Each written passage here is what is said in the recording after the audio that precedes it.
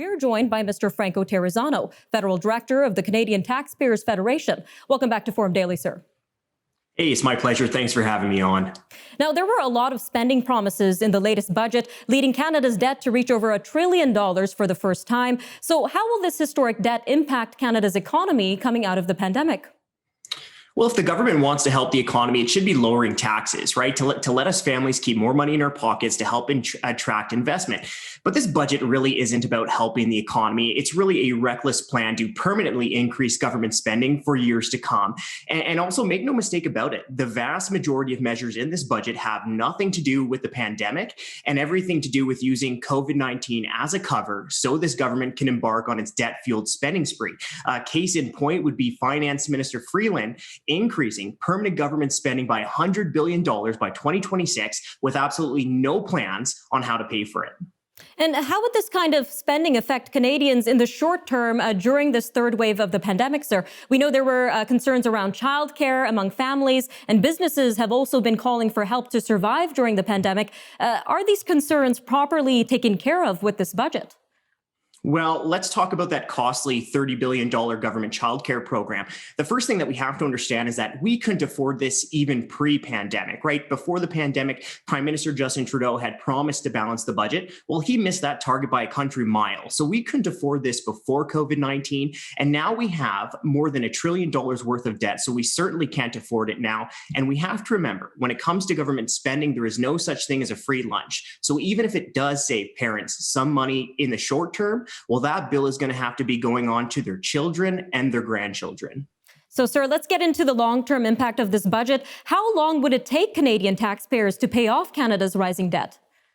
Yeah, well, I think that's the $1 trillion question right there. And as we've talked about, the debt has already passed $1 trillion. But there's another important consideration, because on top of the debt, we also have to pay interest costs every single year. And over the next 5 years, those interest payments are going to total over $100 billion. So that is a ton of money that can't go to government services. It can't go to healthcare. It can't go back into your pockets through lower taxes, because that money is going to the bond fund managers on Bay Street. So what would that look like for the average Canadian taxpayer? Where will they likely see spending rises in their everyday life?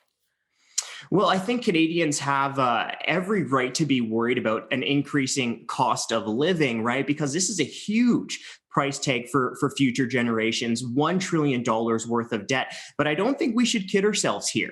If this federal government doesn't figure out a way or figure out the spine to actually rein in this out of control spending, then taxpayers are going to get walloped down the road. So when do you think we will really start feeling the impact of these taxes in our everyday lives? We were mentioning future generations.